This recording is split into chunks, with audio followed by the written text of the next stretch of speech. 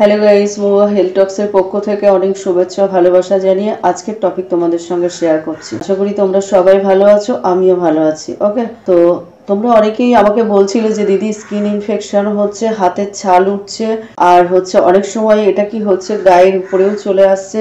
আমরা যদি শাড়ি টাড়ি পরি বা কোনো একটা ড্রেস পরি, সেটা যদি বাইরে স্কিনের উপরে কোনো প্রবলেম দেখা যায়, ভীষণ ডিস্টার্ব লাগে।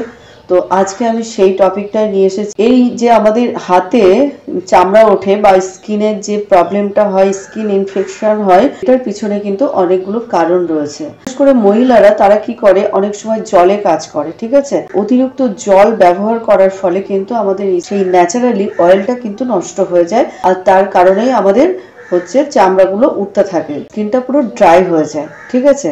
এগুলো আমাদের অনেকটা ভুল অভ্যাস বলা যেতে পারে, কারণ আমরা দেখা যাচ্ছে বারবার জলে হাত দিচ্ছি, কাজ করছি, কিন্তু আমরা সেভাবে হাতটাকে পরিষ্কার করছি না, বা শুকনো ব্যাপারটা আমরা করছি না। ভাবছি যে আবার তো একটু পরে জলে হাত দিতে হবে, আমরা ভাবি যে এই তো আবার জলে হাত দেবো, তো বারবার হাত মোছার কি দরকার, ঠিক আছে। এই সমস্ত নানান কারণের জন্য কিন্তু আমাদের হাতে যে ইনফেকশন হয় বা চামড়া ওঠে, সেই সমস্যাগুলো কিন্তু আরো বেশি পরিমাণে লক্ষ্য করা যায়। তো চলো আমরা জেনে নেবো যে ঘরোয়া টিপসের মাধ্যমেও যদি আমাদের সমস্যাগুলো রিকভারি না হয়, তাহলে কখন আমাদেরকে ডাক্তারের কাছে যেতে হবে। ওকে, সেকশন 1 হচ্ছে, আমরা যদি অতিরিক্ত জল ঘাটাঘাটি করি, তাহলে আমি বললাম যে আমাদের স্কিনের যে ন্যাচারালি অয়েলটা সেটা নষ্ট হয়ে যায়। চেষ্টা করতে হবে কম জল ব্যবহার করার, আর যদি জল ব্যবহার করতেই হয় তাহলে তোমরা চাইলে গ্লাভস ইউজ করতে পারো। আর যদি গ্লাভস ইউজ করা সম্ভব না হয়, তাহলে ভিজে জায়গাটা সুন্দর করে ড্রাই ভাবে মুছে নিতে হবে, এবং ডিপ যে ময়েশ্চারাইজার গুলো রয়েছে সেই ময়েশ্চারাইজার গুলো ইউজ করতে পারো।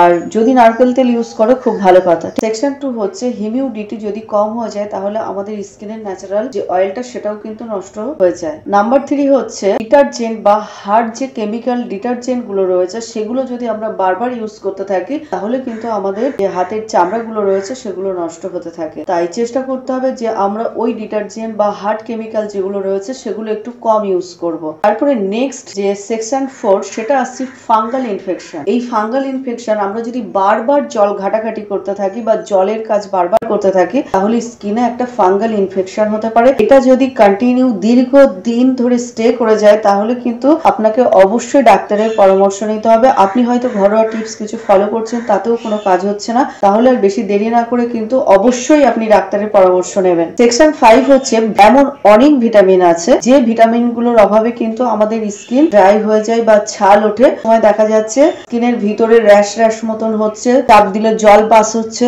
পেকেও যাচ্ছে জায়গাটা, ঠিক আছে। ভিটামিন B3 আর ভিটামিন ই, এই ভিটামিন গুলো যে সমস্ত খাদ্য খাবারের মধ্যে রয়েছে, সেই সব খাবারগুলো আপনার খাদ্য তালিকায় যুক্ত করার চেষ্টা করবেন। ওকে, এবার আসছি হাউ টু স্টেপ। কোন কোন স্টেপ গুলো অ্যাপ্লাই করলে আমরা ঘরোয়া ভাবে এই সমস্যাগুলো থেকে সমাধান নিজেরাই করতে পারি। নাম্বার 1 হচ্ছে, জলের কাজ করার পরে হাতটাকে ভালো করে মুছে নিয়ে শুকনো ভাবটা যখন আসবে, ডিপ ময়েশ্চারাইজার সেটা ভালো করে হাতে মাখিয়ে দিতে হবে, ঠিক আছে। আর যদি পারেন নারকেল তেলের সঙ্গে অলিভ অয়েল ভালো করে মিক্সড করে নিতে হবে, নিয়ে তারপরে হাতে মাখিয়ে রাখতে হবে। ওকে, কেউ চাইলে ব্রোলিনও ইউজ করতে পারেন, কারণ আমরা কম বেশি সবাই জানি ব্রোলিন হচ্ছে একটা অ্যান্টিসেপটিক ক্রিম। ওকে, তো যদি মনে করেন যে আপনি ব্রোলিন ইউজ করবেন, করতে পারেন, বা ভেসলিন জাতীয় কিছু ক্রিম আপনি ইউজ করতে পারবেন। নেক্সট টিপস হচ্ছে যে গ্লাভস পরে কাজ করা। অনেকের অসুবিধা হতেই পারে যে গ্লাভস পরে কাজ করব, ভীষণ ডিস্টার্ব ফিল করছে, কিন্তু দেখুন আপনার চামড়াটাকে যদি আপনি রক্ষা করতে চান বা আপনি নিজের শরীরটাকে সুস্থ রাখতে চান, তাহলে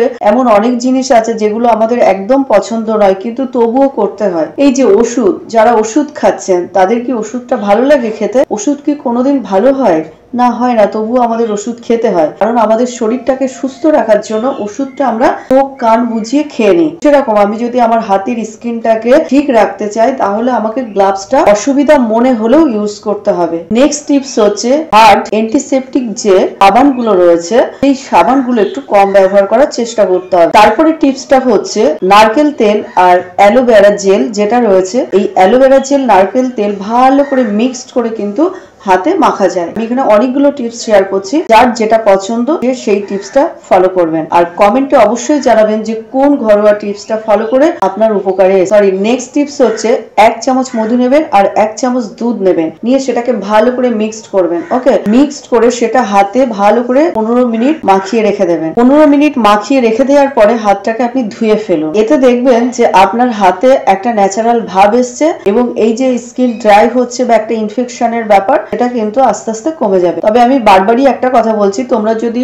কেউ মনে করো বা আপনারা যদি কেউ মনে করেন যে 1-2 দিনে আমার এই সমস্যাগুলোর সমাধান হবে, কিন্তু কিচ্ছু হবে না। আপনাকে এটা কন্টিনিউ কিছুদিন ফলো করে যেতে হবে। তো হচ্ছে ফলো করার পরে আপনারা নিশ্চয়ই বুঝতে পারবেন কম বেশি কিছু একটা মানে পরিবর্তন এসছে। আর যদি দেখেন যে খুব চুলকানি ভাবটা আসছে, অনেকের তো চুলকায় না, যদি চুলকানি ভাব আসে বা ওখানটায় একটা রস রস ভাব আছে বা চাপ দিলে জল বার হচ্ছে, এরকম সমস্যা যদি হয়, তাহলে চন্দনের গুঁড়ো ও গোলাপ জল দুটো একসঙ্গে মিক্সড করবেন, করে হাতে 15 মিনিট মতো লাগিয়ে রাখবেন। এতে কি হবে, ওই যে র্যাশ বেরানো বা জল মতো বেরানো, এটা কিন্তু প্রচুর গন্ধও হয়ে থাকে। দুধ দিয়ে বা ডাল দিয়ে এই ধরনের খাবারগুলো যখন আমরা খেতে যাব, তখন কিন্তু ভীষণ একটা বাজে স্মেল বের হয়। তো যাই হোক, বাচ্চাদের খাওয়ানোর দিকে যদি কারোর হাতে এরকম সমস্যা হয়, হাত দিয়ে না খাওয়ানোই ভালো। এটা ভীষণ খারাপ একটা জিনিস। আর এই যে গোলাপ জল আর চন্দন একসঙ্গে মিক্সড করে যদি আমরা হাতে মাখতে পারি, এটা কিন্তু একটা অ্যান্টিসেপটিক, ন্যাচারাল অ্যান্টিসেপটিকের কাজ করবে। ওকে, এবার এটা যদি মনে করেন যে ঘরোয়া টিপস গুলো ফলো করে কোনো সমাধান আপনি পাচ্ছেন না, ঠিক আছে, আর ব্যাপারটা যদি দীর্ঘদিন হয়ে যায়, তাহলে কিন্তু অবশ্যই আপনাকে ডাক্তারের পরামর্শ নিতে হবে। আর বেশি দেরি না করাই ভালো। হতে পারে এটা একটা ফাঙ্গাল রিয়াস ইনফেকশন বা সিরোসিস জাতীয় কিছু হতে পারে। তাই অবশ্যই আপনারা দেরি না করে ডাক্তারের কাছে যাবেন আর নিজের দিকে সচেতন হন, নিজেকে ভালোবাসুন, কেয়ারফুল হন। ওকে, তাহলে আপনার আত্মবিশ্বাসও ফিরে পাবেন আর নিজেকে সুস্থ রাখতে পারবেন, সঙ্গে পরিবারকেও সুস্থ রাখতে পারবেন। ভিডিওটা আশা করি আপনাদের উপকারে আসবে। যদি ভালো লাগে please like, share and subscribe. আর সঙ্গে থাকবেন, নিত্য নতুন আপডেট যাতে আরো আপনাদের সঙ্গে শেয়ার করতে পারি। সঙ্গে থাকুন আর বেলটা প্রেস করে রাখবেন যাতে আমার ভিডিওগুলো আগে আপনাদের কাছে পৌঁছায়। Okay, thanks for watching the video. Tata, all the best.